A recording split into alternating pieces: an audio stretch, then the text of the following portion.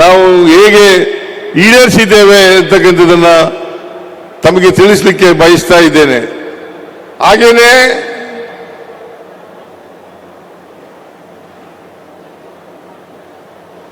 ಎಲ್ಲ ಕಾರ್ಯಕ್ರಮಗಳನ್ನು ಸುಮಾರು 5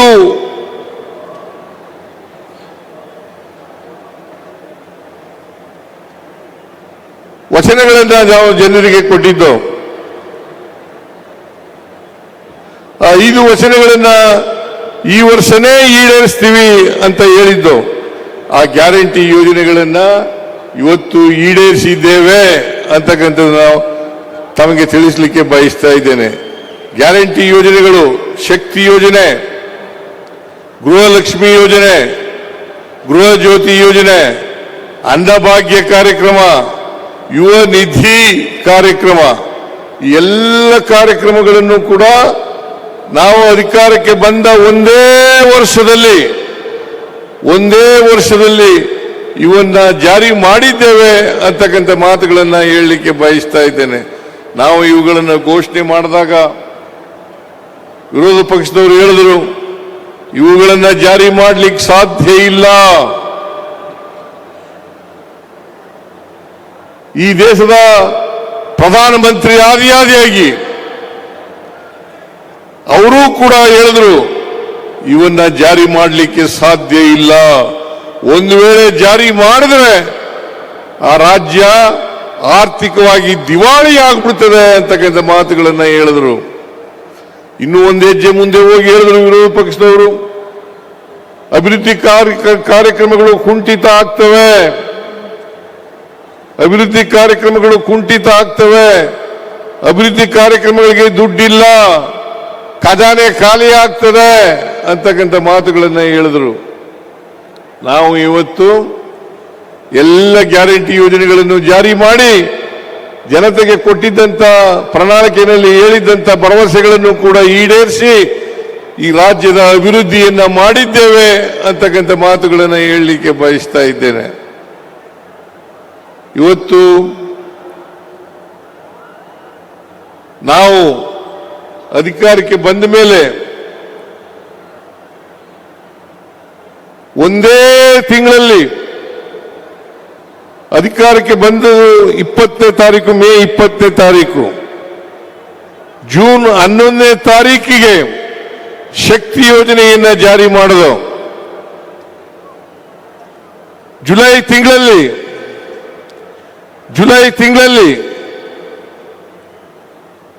ಗೃಹಲಕ್ಷ್ಮಿ ಅನ್ನಭಾಗ್ಯ ಕಾರ್ಯಕ್ರಮವನ್ನು, ಅಲ್ಲ, ಗೃಹ ಜ್ಯೋತಿ ಅನ್ನಭಾಗ್ಯ ಕಾರ್ಯಕ್ರಮಗಳನ್ನು ಜಾರಿ ಕೊಟ್ಟು, ಆಗಸ್ಟ್ ತಿಂಗಳಲ್ಲಿ ಮೈಸೂರಿನಲ್ಲಿ ಗೃಹಲಕ್ಷ್ಮಿ ಯೋಜನೆಯನ್ನು ಜಾರಿ ಕೊಟ್ಟು, ಶಿವಮೊಗ್ಗದಲ್ಲಿ ಯುವ ನಿಧಿ ಕಾರ್ಯಕ್ರಮವನ್ನು ಜಾರಿ ಮಾಡಿದೋ.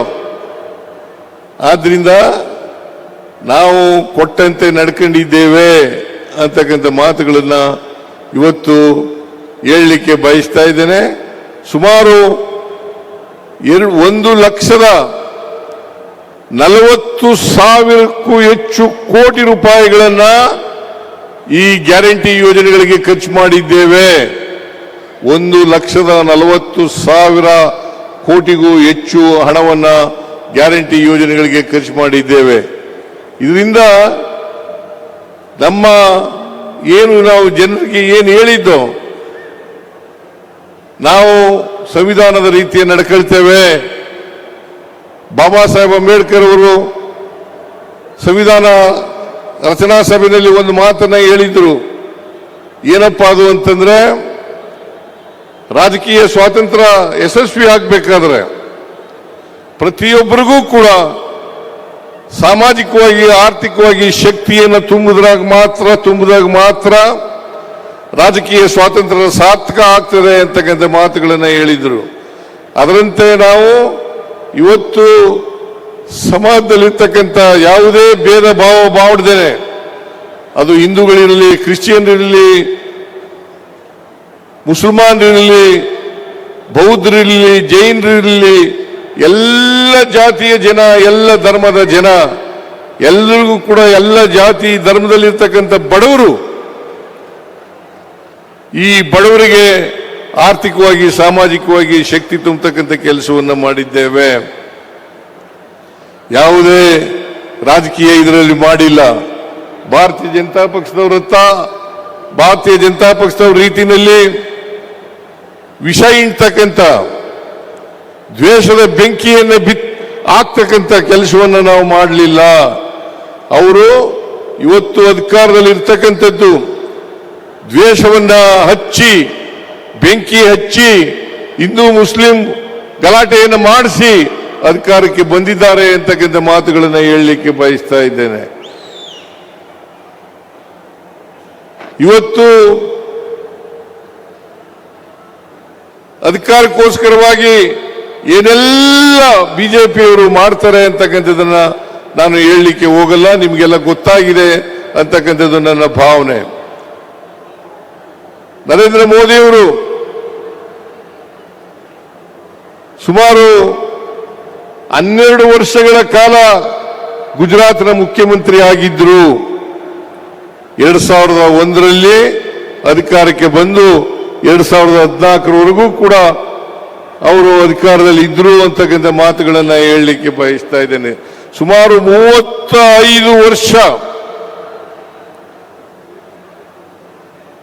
ಗುಜರಾತ್ನಲ್ಲಿ ಭಾರತೀಯ ಜನತಾ ಪಕ್ಷದವರು ಅಧಿಕಾರದಲ್ಲಿ ಇದ್ದಾರೆ. ಎಲ್ಲ ಕಡೆ ಪ್ರಚಾರ ಮಾಡಿದ್ರು. ಇಲ್ಲಿ ಯಡಿಯೂರಪ್ಪನವರು, ಅಶೋಕ್ ಅವರು, ಬಸವರಾಜ ಬೊಮ್ಮಾಯಿ ಅವರು, ವಿಜೇಂದ್ರ ಅವರು ಗುಜರಾತ್ ಮಾದರಿ ಸರ್ಕಾರ ಅಂತೇಳಿ ಪ್ರಚಾರವನ್ನು ಮಾಡಿದ್ರು. ಗುಜರಾತ್ನಲ್ಲಿ ಇವತ್ತು ಏನಾಗ್ತಾ ಇದೆ ಅಂತಕ್ಕಂಥದ್ದನ್ನು ನೋಡಲಿಕ್ಕೆ ಸಾಧ್ಯ ಆಗ್ತದೆ. 35 ವರ್ಷಗಳ ಕಾಲ ಅಧಿಕಾರದಲ್ಲಿದ್ದರೂ ಕೂಡ ಗುಜರಾತ್ನ ಅಭಿವೃದ್ಧಿ ಆಗಿಲ್ಲ ಅಂತಕ್ಕಂಥ ಮಾತುಗಳನ್ನು ಹೇಳಲಿಕ್ಕೆ ಬಯಸ್ತಾ ಇದ್ದೇನೆ. ಬಿಜೆಪಿಯವರಿಗೆ ನಾಚಿಕೆ ಆಗಬೇಕು. ಇತ್ತೀಚೆಗೆ 2026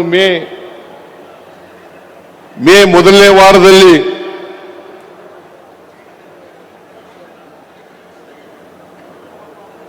ಗುಜರಾತ್ನಲ್ಲಿ ಒಬ್ಬ ಕಾರ್ಮಿಕನ ಮಗಳು ಹೆಂಡತಿ, ಅವನು 2,000 ರೂಪಾಯಿ ಬಾಡಿಗೆನಲ್ಲಿದ್ದ. 2,000 ರೂಪಾಯಿ ಬಾಡಿಗೆನಲ್ಲಿದ್ದಂಥ ವ್ಯಕ್ತಿ ಬಾಡಿಗೆ ಕೊಡಕ್ಕಾಗಲಿಲ್ಲ. ಬಾಡಿಗೆ ಕೊಡಲೇ ಇದ್ದದಕ್ಕೆ ಮನೆ ಮಾಲೀಕ ಆ ಹೆಂಡತಿ ಮತ್ತು ಮಗಳನ್ನ, 13 ವರ್ಷದ ಮಗಳನ್ನ ಅತ್ಯಾಚಾರ ಮಾಡತಕ್ಕಂಥ ಕೆಲಸವನ್ನ ಗುಜರಾತ್ನಲ್ಲಿ ಮಾಡಿದ್ದಾರೆ. ಮೊರ್ಬಿ ಅಂತಕ್ಕಂಥ ಜಿಲ್ಲೆನಲ್ಲಿ ಅಂತಕ್ಕಂಥದನ್ನು ಮರೀಲಿಕ್ಕೆ ಸಾಧ್ಯ ಇಲ್ಲ. ಮೊರ್ಬಿ ಅಂತ ಗುಜರಾತ್ನಲ್ಲಿ ಒಂದು ಜಿಲ್ಲೆ ಇದೆ. ಆ ಮೊರ್ಬಿ ಅಂತಕ್ಕಂಥ ಜಿಲ್ಲೆನಲ್ಲಿ 13 ವರ್ಷದ ಬಾಲಕಿ, ಇನ್ನು ಎಳೆಯ ವಯಸ್ಸು, ಆ ಬಾಲಕಿ ಹೆಂಡತಿಗೆ ಅತ್ಯಾಚಾರ ಮಾಡದಂತ ಘಟನೆ ಗುಜರಾತ್ನಲ್ಲಿ ನಡೆದಿದೆ ಅಂತಕ್ಕಂಥ ಮಾತುಗಳನ್ನು ಹೇಳಲಿಕ್ಕೆ ಬಯಸ್ತಾ ಇದ್ದೇನೆ. ಅದರಿಂದ ಇವತ್ತು ಗುಜರಾತ್ ಮಾದರಿ ಅಲ್ಲ, ಕರ್ನಾಟಕ ಸರ್ಕಾರ ನಾವೇನು ಮಾಡ್ತಾ ಇದ್ದೀವಿ ಇದು ಮಾದರಿಯಾದಂಥ ಸರ್ಕಾರ ಅಂತಕ್ಕಂಥ ಮಾತುಗಳನ್ನು ತಮಗೆ ತಿಳಿಸಲಿಕ್ಕೆ ಬಯಸ್ತಾ ಇದ್ದೇನೆ.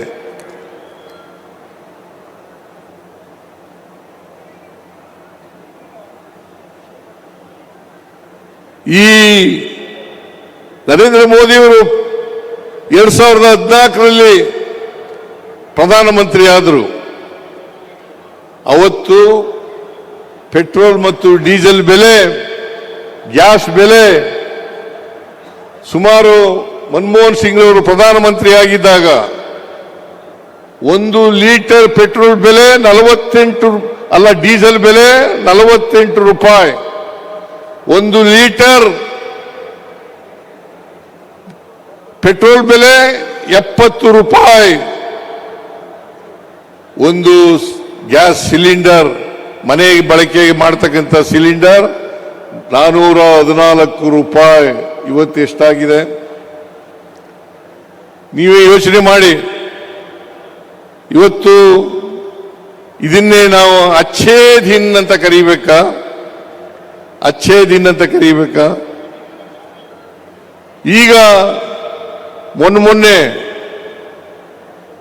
₹3 ಹೆಚ್ಚು ಪೆಟ್ರೋಲ್ ಡೀಸೆಲ್ ಗ್ಯಾಸ್ ಬೆಲೆಯನ್ನು ಹೆಚ್ಚು ಮಾಡಿದ್ದಾರೆ.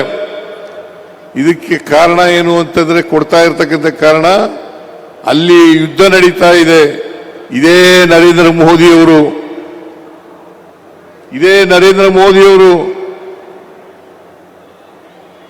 ಟ್ರಂಪ್, ಅಮೆರಿಕ ಅಧ್ಯಕ್ಷ ಟ್ರಂಪ್ ಅವರು ಬಾಲ ಹಿಡ್ಕೊಂಡು ಸುತ್ತಾ ಇದ್ರು ಗುಜರಾತ್ನಲ್ಲಿ ಮತ್ತು ಅಮೆರಿಕಾದಲ್ಲಿ.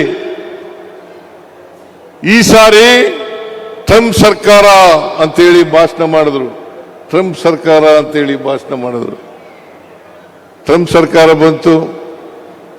ಇವತ್ತು ಇರಾನ್ ಮೇಲೆ ಯುದ್ಧ ಆಯಿತು. ಅಮೆರಿಕದ ಚಿತಾವಣೆಯಿಂದ ಯುದ್ಧ ನಡೀತು. ಇಸ್ರೇಲ್ ಅಮೆರಿಕ ಸೇರ್ಕೊಂಡು ಇರಾನ್ ಮೇಲೆ ಯುದ್ಧ ನಡೀತು. ಏನೆಲ್ಲ ಅನಾಹುತಗಳಾದವು. ಆದರೆ ನರೇಂದ್ರ ಮೋದಿ ಒಂದು ವಿಷಾದನೂ ಕೂಡ ವ್ಯಕ್ತ ಮಾಡಲಿಲ್ಲ. ಇದನ್ನ ತಾವು ಅರ್ಥ ಮಾಡ್ಕೋಬೇಕಾಗ್ತದೆ. ಇವತ್ತು ಏನಾದರೂ ದೇಶದಲ್ಲಿ ಬೆಲೆ ಏರಿಕೆ ಆಗಿದ್ರೆ ಇದಕ್ಕೆ ನೇರವಾಗಿ ಕಾರಣ ನರೇಂದ್ರ ಮೋದಿಯವರು ಅಂತಕ್ಕಂಥದನ್ನ ತಿಳ್ಕೋಬೇಕಾಗ್ತದೆ. ಹಾಗಾದ್ರೆ ಇವ್ರ ಕಾಲದಲ್ಲಿ ಯಾರು ಲಾಭವನ್ನು ಪಡ್ಕೊಂಡ್ರು ಅಂತಂತಂದ್ರೆ ಅದಾನಿ ಮತ್ತು ಅಂಬಾನಿ. ಅದಾನಿಯವರ 2014ರಲ್ಲಿ ಅವರ ಒಟ್ಟು ಆದಾಯ ಇದ್ದದ್ದು 16,500 ಕೋಟಿ. ಇವತ್ತು ಎಷ್ಟಿದೆ ಗೊತ್ತಾ? 8 ಲಕ್ಷ ಕೋಟಿ. 8 ಲಕ್ಷ ಕೋಟಿ. ಹಾಗೇನೆ ಅಂಬಾನಿನೂ ಕೂಡ ಆರ್ಥಿಕವಾಗಿ ಬೆಳವಣಿಗೆಯನ್ನು ಮಾಡಿದ್ದಾರೆ. ಇವರು ನರೇಂದ್ರ ಮೋದಿಯವರ ಕಾಲದಲ್ಲಿ ಇವರ ಪ್ರಧಾನಮಂತ್ರಿ ಆದಮೇಲೆ 12 ವರ್ಷಗಳ ಕಾಲದಲ್ಲಿ ಅಂಬಾನಿ, ಅದಾನಿ ಲಾಭ ಮಾಡ್ಕೊಂಡ್ರೆ ಹೊರತು ಸಾಮಾನ್ಯ ಜನರಲ್ಲ, ಮಧ್ಯಮ ವರ್ಗದ ಜನರಲ್ಲ ಅಂತಕ್ಕಂಥದ್ದನ್ನು ತಾವೆಲ್ಲರೂ ಕೂಡ ಅರ್ಥ ಮಾಡ್ಕೋಬೇಕಾಗ್ತದೆ. ಅದರಿಂದ ನರೇಂದ್ರ ಮೋದಿಯವರು ಬಹಳ ಜನ ವೋಟ್ ಹಾಕಿದ್ರು. ನರೇಂದ್ರ ಮೋದಿ ಮೋದಿ ಮೋದಿ ಮೋದಿ ಅನ್ಕೊಂಡು ಈ ದೇಶದಲ್ಲಿ ವೋಟ್ ಹಾಕಿದ್ರು. ಇವತ್ತು ಅವರಿಗೆಲ್ರಿಗೂ ಕೂಡ ಭ್ರಮ ನಿರಸನ ಆಗಿದೆ ಅಂತಕ್ಕಂಥ ಮಾತುಗಳನ್ನು ಹೇಳಲಿಕ್ಕೆ ಬಯಸ್ತಾ ಇದ್ದೇನೆ. ಹಾಗಾಗಿ ನಾವು ಅಧಿಕಾರಕ್ಕೆ ಬಂದ 3 ವರ್ಷದಲ್ಲಿ ಅನೇಕ ಅಭಿವೃದ್ಧಿ ಕೆಲಸಗಳನ್ನು ಈಗ ನಾಳೆ ಆದ್ಮೇಲೆ 4ನೇ ವರ್ಷ ಆಗ್ತದೆ ಜಾರಿಗೆ ಬಂದ ಮೇಲೆ. ನಾವು 2028ಕ್ಕೂ ಕೂಡ ಅಧಿಕಾರಕ್ಕೆ ಬಂದೇ ಬರ್ತೀವಿ. 28ರಲ್ಲೂ ಕೂಡ ಅಧಿಕಾರಕ್ಕೆ ಬಂದೇ ಬರ್ತೀವಿ ಅಂತಕ್ಕಂಥ ಮಾತುಗಳನ್ನು ಹೇಳಲಿಕ್ಕೆ ಬಯಸ್ತಾ ಇದ್ದೇನೆ.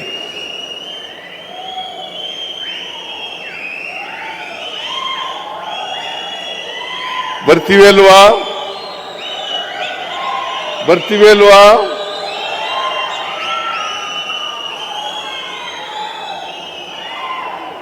2028ಕ್ಕೆ ವಿಧಾನಸಭಾ ಚುನಾವಣೆ ನಡೀತದೆ. ಆಗ ಮತ್ತೆ ಕಾಂಗ್ರೆಸ್ ಅಧಿಕಾರಕ್ಕೆ ಬರ್ತದೆ. ಈ ರಾಜ್ಯದ ಅಭಿವೃದ್ಧಿ, ಸರ್ವತೋಮುಖವಾದಂತಹ ಅಭಿವೃದ್ಧಿಯನ್ನ ಮಾಡ್ತಕ್ಕಂಥ ಕೆಲಸವನ್ನ ಮಾಡ್ತೇವೆ ಅಂತಕ್ಕಂಥ ಮಾತುಗಳನ್ನು ಹೇಳಲಿಕ್ಕೆ ಬಯಸ್ತಾ ಇದ್ದೇನೆ. 28ರಲ್ಲಿ ನಾವು ಕೊಡ್ತಕ್ಕಂಥ ಪ್ರಣಾಳಿಕೆ, ಆ ಪ್ರಣಾಳಿಕೆ ಈ ರಾಜ್ಯದ ಆರ್ಥಿಕವಾಗಿ, ಸಾಮಾಜಿಕವಾಗಿ ಬೆಳವಣಿಗೆಗೆ ಮತ್ತು ಎಲ್ಲ ಜನರು ಕೂಡ ಶಕ್ತಿ ಕೊಡ್ತಕ್ಕಂಥ ಕೆಲಸವನ್ನು ನಾವು ಮಾಡ್ತೇವೆ ಅಂತಕ್ಕಂಥ ಮಾತುಗಳನ್ನು ಈ ಸಂದರ್ಭದಲ್ಲಿ ಹೇಳಲಿಕ್ಕೆ ಬಯಸ್ತಾ ಇದ್ದೇನೆ. ನಮ್ಮ ಉದ್ದೇಶ ಕರ್ನಾಟಕ ರಾಜ್ಯವನ್ನ ಸರ್ವ ಜನಾಂಗದ ಶಾಂತಿಯ ತೋಟವನ್ನಾಗಿ ಮಾಡಬೇಕು. ಕುವೆಂಪು ಅವರು ಹೇಳಿದರು, ಸರ್ವ ಜನಾಂಗದ ಶಾಂತಿಯ ತೋಟ ಅಂತೇಳಿ. ಆ ರೀತಿಯಾಗಿ ಮಾಡಬೇಕು. ನಮ್ಮ ಸಂವಿಧಾನದ ಮೂಲ ತತ್ವಗಳೇನಪ್ಪ ಅಂತಂದ್ರೆ ಸ್ವಾತಂತ್ರ್ಯ, ಸಮಾನತೆ, ಭ್ರಾತೃತ್ವ. ಇದು ನಮ್ಮ ಮಂತ್ರಗಳು ಅಂತಕ್ಕಂಥ ಮಾತುಗಳನ್ನು ಹೇಳಲಿಕ್ಕೆ ಬಯಸ್ತಾ ಇದ್ದೇನೆ. ಅದರಿಂದ ಕರ್ನಾಟಕ ರಾಜ್ಯದಲ್ಲಿ ನಾವು ಸಮಾನತೆಯ ಸಮಾಜವನ್ನು ನಿರ್ಮಾಣ ಮಾಡ್ತಕ್ಕಂಥದ್ದು, ಎಲ್ರಿಗೂ ಸಮಾನ ಅವಕಾಶಗಳು ಸಿಗ್ತಕ್ಕಂಥ ಕೆಲಸವನ್ನ ಮಾಡ್ತಕ್ಕಂಥದ್ದು, ಇದೇ ನಮ್ಮ ಸಂವಿಧಾನದ ಮೂಲ ಆಶಯ ಅಂತಕ್ಕಂಥ ಮಾತುಗಳನ್ನು ಹೇಳಲಿಕ್ಕೆ ಬಯಸ್ತಾ ಇದ್ದೇನೆ. ನಮ್ಮ ಮೂಲ ಆಶಯವಾದಂಥ ಸರ್ವ ಜನಾಂಗಕ್ಕೂ ಸರ್ವರ ಸಮಬಾಳು ನಮ್ಮ ಉದ್ದೇಶ ಅಂತಕ್ಕಂಥ ಮಾತುಗಳನ್ನು ಈ ಸಂದರ್ಭದಲ್ಲಿ ಹೇಳಿ, ನಾನು ಈ ದಿಕ್ಕಿನಲ್ಲಿ ಇನ್ನೂ 2 ವರ್ಷ ಅವಧಿ ಇದೆ. ಈ 2 ವರ್ಷದಲ್ಲಿ ನಾವು ಅನೇಕ ನಮ್ಮ ಎಲ್ಲ ಭರವಸೆಗಳನ್ನು ಈಡೇರಿಸ್ತೇವೆ ಅಂತಕ್ಕಂಥ ಮಾತುಗಳನ್ನು ಹೇಳಲಿಕ್ಕೆ ಬಯಸ್ತಾ ಇದ್ದೇನೆ. ಬಹುತೇಕವಾಗಿ ಇವತ್ತು ನಾವು ಈ ಎಲ್ಲ ಕಾರ್ಯಕ್ರಮಗಳನ್ನು 3 ವರ್ಷದ ಕಾರ್ಯಕ್ರಮಗಳನ್ನು ಮಾಡಿದ ಮೇಲೆ, ಗ್ಯಾರಂಟಿ ಯೋಜನೆಗಳನ್ನು ಜಾರಿ ಕೊಟ್ಟ ಮೇಲೆ ಕರ್ನಾಟಕದಲ್ಲಿ ನಾವು ವ್ಯಕ್ತಿ ವರಮಾನ ಇದೆಯಲ್ಲ, ಒಬ್ಬ ಅದರಲ್ಲಿ ಇಡೀ ದೇಶದಲ್ಲಿ ನಾವು ಮೊದಲನೇ ಸ್ಥಾನದಲ್ಲಿ ಇದ್ದೇವೆ ಅಂತಕ್ಕಂಥ ಮಾತುಗಳನ್ನು ಹೇಳಲಿಕ್ಕೆ ಬಯಸ್ತಾ ಇದ್ದೇನೆ. ಅದರಿಂದ ಈಗ ನೋಡಬೇಕು,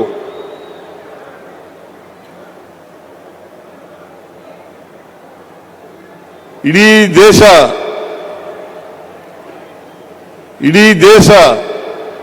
GST ಬೆಳವಣಿಗೆಯಲ್ಲಿ 7.4% ಬೆಳವಣಿಗೆಯನ್ನು ಕಂಡಿದೆ. ಕರ್ನಾಟಕದಲ್ಲಿ ನಾವು 8.1ರ ಬೆಳವಣಿಗೆಯನ್ನು ನಾವು ಕಂಡಿದ್ದೇವೆ. ಇದನ್ನ ಏನು ತೋರಿಸುತ್ತೆ ಅಂತಂದ್ರೆ ನಾವು ದೇಶದ GSTಗೆ ಸಾಕಷ್ಟು ಕೊಡುಗೆಯನ್ನು ಕೊಡ್ತಾ ಇದ್ದೀವಿ.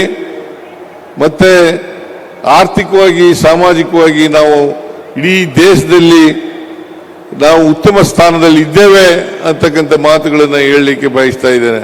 ಅದರಿಂದ ಆರ್ಥಿಕವಾಗಿ, ಸಾಮಾಜಿಕವಾಗಿ ಇಡೀ ದೇಶದಲ್ಲಿ ನಾವು ಬಹಳ ಉತ್ತಮವಾಗಿದ್ದೇವೆ ಅಂತಕ್ಕಂಥ ಮಾತುಗಳನ್ನು ಹೇಳಿ, ಬಿಜೆಪಿಯವರು ಏನು ಪ್ರಚಾರ ಮಾಡ್ತಾ ಇದ್ದಾರೆ, ಅಪಪ್ರಚಾರ ಮಾಡ್ತಾ ಇದ್ದಾರೆ ನಮ್ಮ ಮೇಲೆ, ಆ ಅಪಪ್ರಚಾರಗಳು ಎಲ್ಲವೂ ಕೂಡ ಸುಳ್ಳು ರಾಜಕೀಯಕ್ಕೋಸ್ಕರ ಮಾಡ್ತಾ ಇದ್ದಾರೆ ಅಂತಕ್ಕಂಥ ಮಾತುಗಳನ್ನು ಹೇಳಲಿಕ್ಕೆ ಬಯಸ್ತಾ ಇದ್ದೇನೆ. ಅದರಿಂದ ಮಕ್ಕಳುಗಳಿಗೆ ಅನುಕೂಲ ಆಯ್ತಲ್ಲ, ನೀಟ್ ಎಕ್ಸಾಮ್ದು ಅದು ಒಂದು ಸ್ವಲ್ಪ ಹೇಳಿ. ಮತ್ತೆ ಇವರು 2 ಕೋಟಿ ಉದ್ಯೋಗ ಕೊಡ್ತೀವಿ ಅಂತ ಹೇಳಿದ್ರು, ಅದರಲ್ಲಿ ನಿರುದ್ಯೋಗಿ ಯುವಕರಿದ್ದಾರೆ.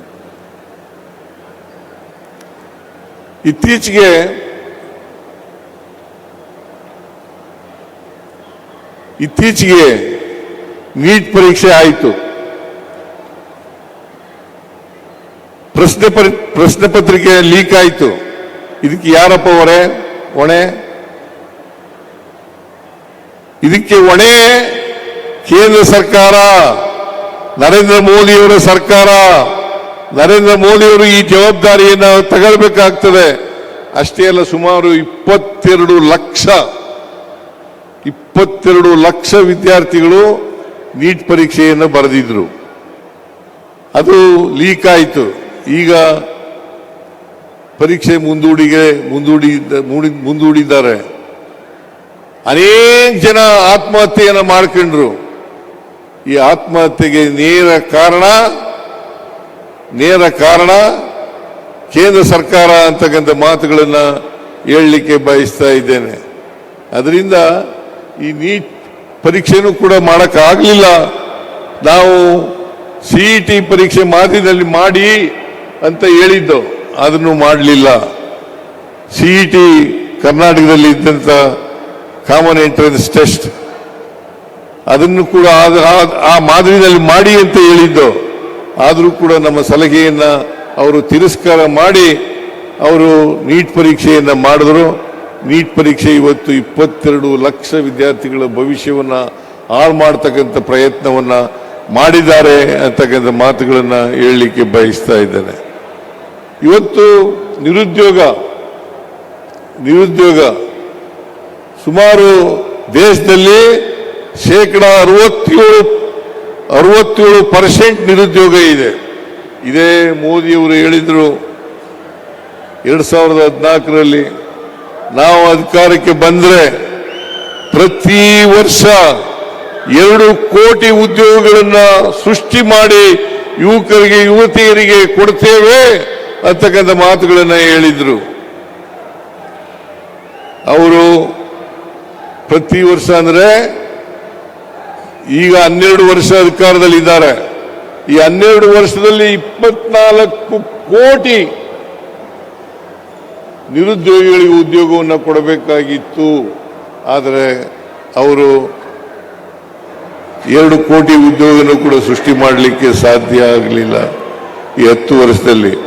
ಅದರಿಂದ ಅಚ್ಚೇ ದಿನ ಬರ್ತದೆ ಅಂತ ಹೇಳಿದ್ರಲ್ಲ, ಅದು ಇನ್ನೂ ಕೂಡ ಜಾರಿಯಾಗದೆ ಉಳಿದಿರ್ತಕ್ಕಂಥ ಭರವಸೆ, ನರೇಂದ್ರ ಮೋದಿಯವರು ಹೇಳಿದಂಥ ಭರವಸೆ. ವಿದೇಶದಲ್ಲಿ ಕಪ್ಪು ಹಣ ಇದೆ, ಆ ಕಪ್ಪು ಹಣವನ್ನು ತಗೊಬಂದು ಪ್ರತಿಯೊಬ್ಬರಿಗೂ ಕೂಡ ಅವರ ಅಕೌಂಟ್ಗಳಿಗೆ 15 ಲಕ್ಷ ಕೊಡ್ತೀವಿ ಅಂತ ಹೇಳಿ, ರೈತರ ಆದಾಯವನ್ನು ದುಪ್ಪಟ್ಟು ಮಾಡ್ತೀವಿ ಅಂತ ಹೇಳಿದರು.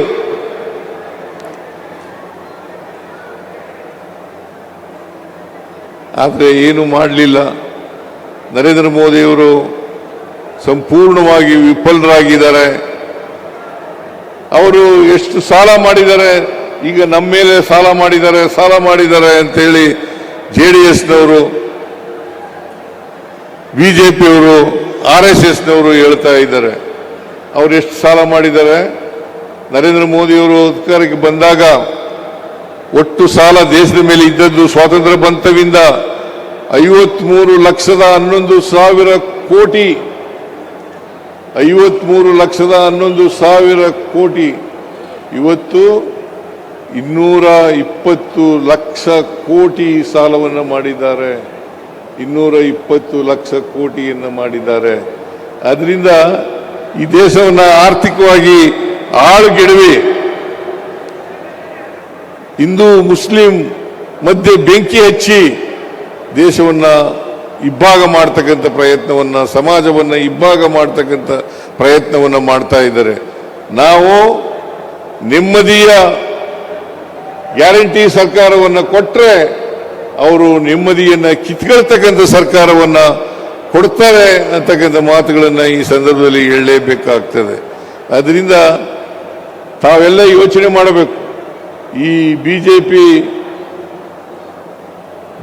ಅಧಿಕಾರದಲ್ಲಿ ಇದ್ರೆ ಏನಾಗ್ತದೆ ದೇಶ ಅಂತಕ್ಕಂಥದ್ದನ್ನು ಯೋಚನೆ ಮಾಡಿ ಮುಂದೆ ಬರ್ತಕ್ಕಂಥ ಚುನಾವಣೆಯಲ್ಲಿ ನಿಮ್ಮ ಆಶೀರ್ವಾದ, ಬೆಂಬಲ ಎಲ್ಲ ಇರಲಿ ಅಂತಕ್ಕಂಥ ಮಾತುಗಳನ್ನು ಹೇಳಿ